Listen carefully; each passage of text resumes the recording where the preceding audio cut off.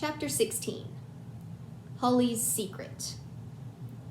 At Pete's suggestion that he drive a team in the dog sled race, the postman and Mr. Hollister exchanged glances with Gramp. "By George," exclaimed Mr. Stamp, "I believe you're clever enough to do it, Pete." "Indeed he is," declared Gramp, his eyes twinkling. "Mr. Stamp, you and I could teach this young man the fine points in a hurry." "Tomorrow's the last day to register," Pete said excitedly.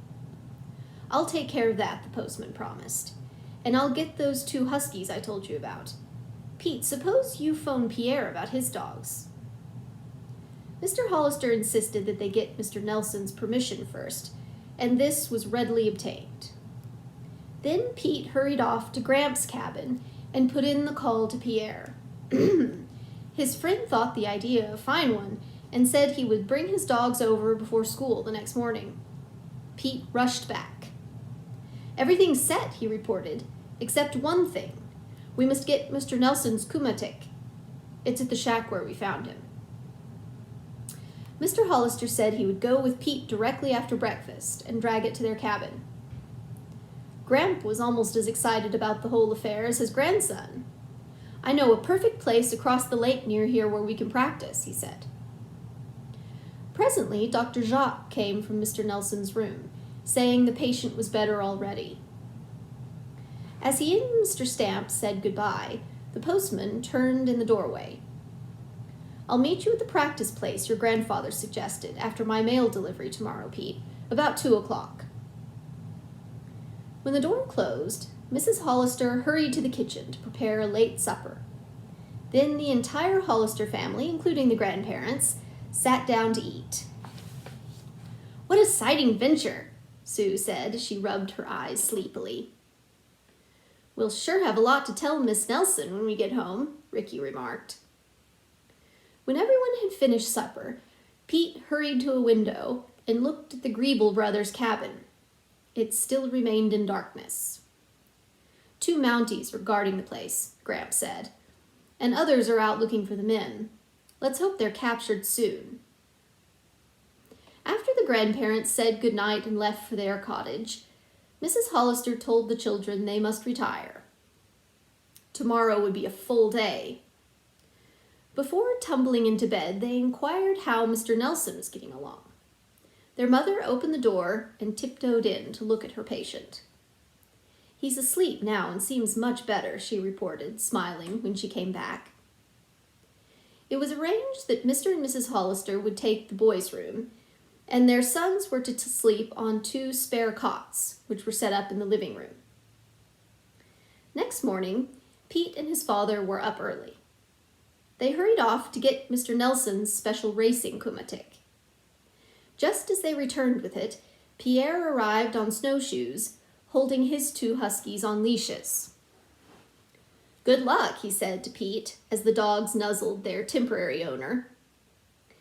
Pete was impatient for the hour to arrive when he would try out the dog team. Pam reminded him that in the meantime, they were to go to Froston and watch the children ski jumping. "Ruthie would be disappointed if we don't come," Holly spoke up, giggling and looking at her mother. The way Mrs. Hollister smiled back at her young daughter made Pam suspect some kind of secret between them. But nothing more was said. When Gramp arrived with Gallant and the sleigh, all the children but Holly seemed surprised that the entire family was going. Upon reaching the carnival area, the visitors found it more festive than ever. Flags of various countries were flying on standards, and officials were hurrying about. Many onlookers, dressed in bright, colorful clothes, chatted excitedly as they waited for the skiing events. "Ruthie's class is first," said Holly, as she noted a young boy take off from the children's jump. He landed perfectly and whizzed off across the slope. Next came Ruthie, looking like a beautiful bird in flight. "She's amazing," Mr. Hollister declared. "And she's a good teacher, too," said Holly. "Oh, I hope she wins." After all the young ski jumpers had performed, there was a pause of several minutes. Then over the loudspeaker came a man's voice. Results of the children's ski jumping. First place, Ruthie Jansen of Norway. Hooray! Shouted all the Hollister children, all except Holly. She had disappeared. Where's Holly? Pam asked her mother. Just listen and keep your eyes open, Mrs. Hollister replied, smiling. After the announcer had told who had won second and third places, he said, "The next event will be a ski race among children who are beginners in the sport. 9 Canadians and 1 little girl from the United States have signed up. She is Holly Hollister, granddaughter of the owners of Snowflake Camp." "Mother," cried Pam, "you knew it all the time." "Yes, and Dad and Gramp. Holly's brothers and sisters were so excited that they jumped around and waved their arms. As soon as the names of all the contestants had been read, the skiers lined up. Bang, the starting gun. The children were off. "Ooh," cried Sue, as a boy nearly bumped Holly. For 100 feet, the race went well. Then 3 Canadian girls fell. A moment later, 2 boys ran into each other, and down they went. The other 5 rushed along the slope. "Yikes!" Ricky yelled, as 2 more local contestants collided and were out of the race. "Holly's still in! Go, Holly!" His sister wore no hat, and her pigtails were standing out straight in the breeze. She and the 2 boys were now whizzing neck and neck toward the finish line. Suddenly, Holly bent still lower on her skis and gave a little bounce. The Hollisters caught their breaths. Had she tripped? No, the movement had given her an extra spurt. "Holly wins! Holly wins!" Ricky screamed as she crossed the line, and all the happy Hollisters hugged one another. They hurried off to congratulate her at the judges' stand and watched the little girl receive a prize. It was a small silver cup, engraved with the event and date. "That was splendid," said Mr. Hollister, beaming, and the others joined in. After watching the other young skiers perform, the Hollisters went home. During lunch, which Gram and Gramp ate with them, they chatted about how quickly and how well Holly had learned to ski. "It's all because of Ruthie," said Holly. "Please, Gram, may we invite her to Thanksgiving dinner? She never had one." "Why, certainly, dear," Gram replied. "You run over after lunch and ask her. And how about our including Pierre?" "Oh, yes," all the children cried, and Ricky was chosen to give the invitation. Pete was secretly hoping that he might come out as well in his contest as Holly and Ruthie had in theirs. But it was a lot to expect, and he would be racing against experienced men. And then there was a possibility the Greebles might show up and cause trouble.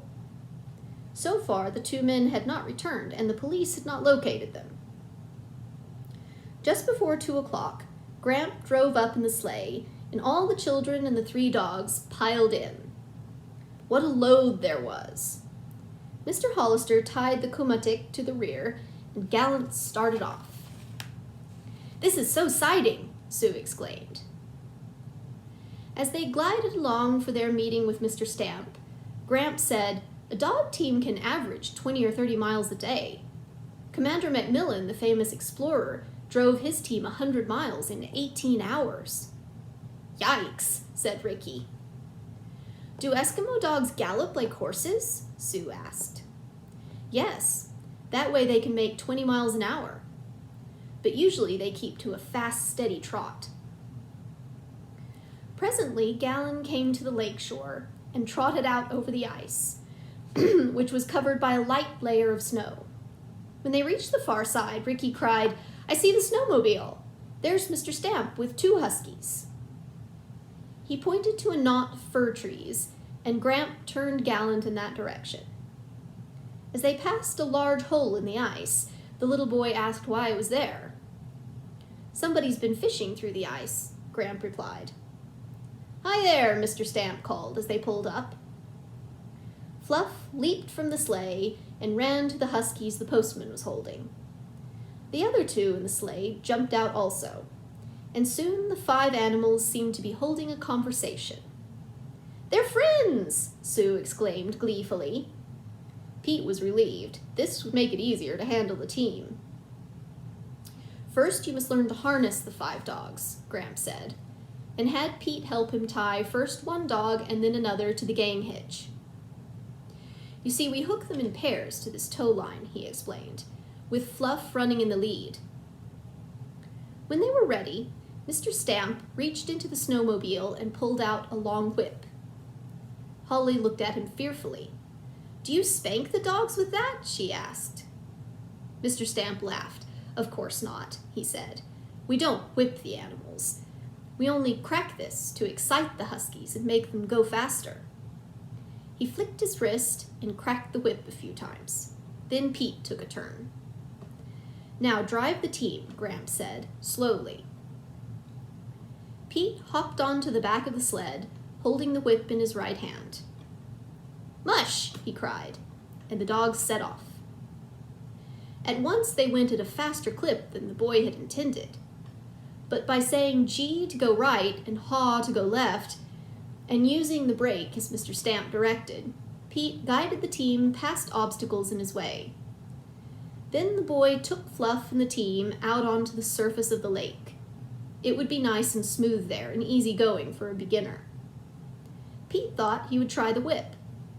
As he cracked it a little, he said, "Mush, Fluff! Faster!" The beautiful dog turned quickly and started to gallop across the surface of the lake. Suddenly, the Comatic skidded.